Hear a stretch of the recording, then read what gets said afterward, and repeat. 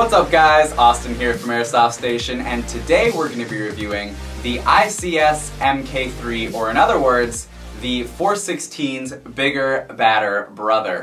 This gun has got its inspiration from the wildly popular 416 style AR variant, and ICS has released their newest creation sporting a rock-solid externals and just overall external build, all surrounding their legendary version 2 Split Gearbox.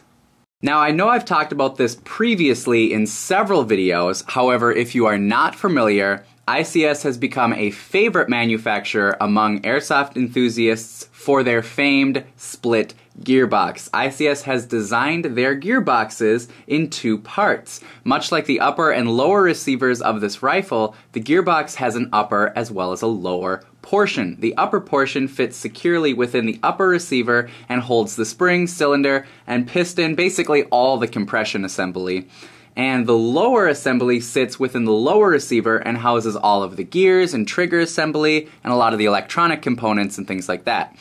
The advantage to having the split gearbox is that it makes swapping springs for easy FPS adjustment instead of disassembling the entire gearbox. The upper half of the gearbox can easily be removed. This gun comes with an M120 spring, and it does shoot a little hot for a lot of fields, especially here in Minnesota. But with this, you don't have to worry about splitting your whole gearbox open. You don't have to worry about the gears, the shims, or anything like that. You can just take that top half of the gearbox out and only worry about your compression half. Same thing if you were to, say, chip a tooth off a gear. You could easily replace just the gears and not have to worry about your perfect compression if you had worked on getting perfect compression in that upper half.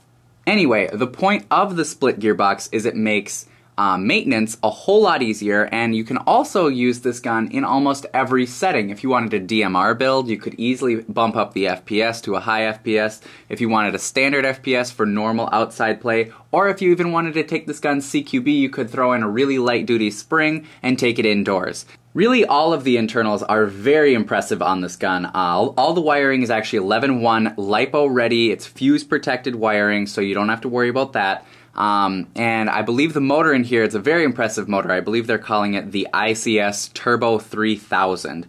The rifle also features ICS's electronic blowback system, which just adds a lot of realism when firing either semi-automatic or fully automatic by cycling the bolt up here at the top of the gun. Now, let's talk about the externals of this gun, and I'm not exaggerating when I say the externals of this gun actually excite me. These are really cool. The receivers are full metal. They're actually milled from aircraft-grade aluminum, which makes it both lightweight but extremely resilient.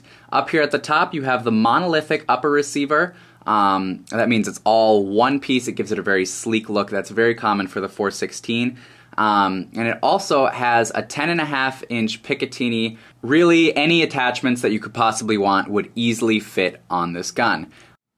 Now, I feel like everything that I have explained so far already about this gun regarding the externals and the internals are already a very impressive gun. But ICS said, oh no, it's not good enough for us yet. They actually went and they upgraded all of the remaining external hardware and accessories on this gun. Everything from subtle things like the ambidextrous charging handle up here to the ambidextrous sling attachment here, both sides there, which is great for you lefties. A lot of companies don't actually have a lefty sling attachment, which is kind of disappointing. ICS, don't worry, they have you guys covered. Even the fire selector switch, it's a very firm selector switch, which I like. I like a little more resistance. I like to feel and hear it clicking into place as I switch through safe, semi, and full auto. And I know that it's not going to accidentally change on me as it brushes against my vest or something like that. Subtle things like that, all the way up to very noticeable and practical things like the sights. The standard iron sights were replaced by their CXP series flip-up front and rear sights that can be used in conjunction with a lot of aftermarket optics so that you can co-sight They're also very low profile, so if you did have a red dot or a scope, you could easily flip those down. Keep the sleek look of the iron sights. I just really like these sights. They're very cool. They're also very snappy when they pop up. The magazine was also upgraded to a thermold style, lightweight, 300 round high cap. This feels very solid, but it's extremely lightweight. Even the pistol grip was upgraded to their ergonomic grip for better comfort and control while you're holding this gun all day long. And the last thing that they upgraded was the stock, and I think they did a great job on this. They upgraded it to a lightweight, skeletonized, multi-positional stock. I really like this. This is 6-point adjustable. It's just like a crane stock, only it's looks way better in my mind, and it actually is so much lighter. The only thing to keep in mind with this kind of stock is you don't have quite the same amount of battery space as you do. You'll have to have a buffer tube battery, but as I mentioned previously, this gun is 11-1 LiPo, so you can easily throw an 11-1 stick-type battery down the buffer tube of this gun. In fact, that's what I'm going to do right now. We're going to head over to the chrono range, and we can see how this gun shoots with an 11-1.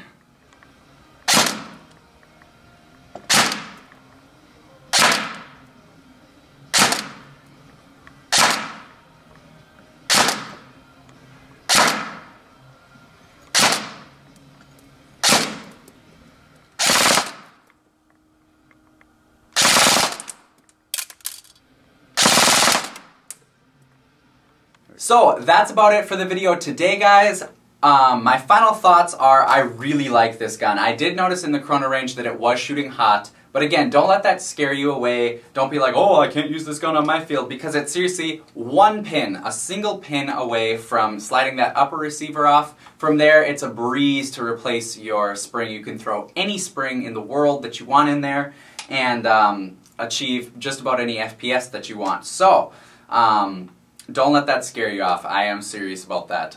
But overall, this gun performs extremely well. There's a lot of features that you have to consider its price point for. You're getting a lot of bang for your buck. Some of the features that this gun has, especially being 11-1 LiPo ready, full metal, aircraft grade aluminum, things like that. I'm very surprised that this gun is as cheap as it is. So that's about it for this video. Till the next one, have a good one, guys.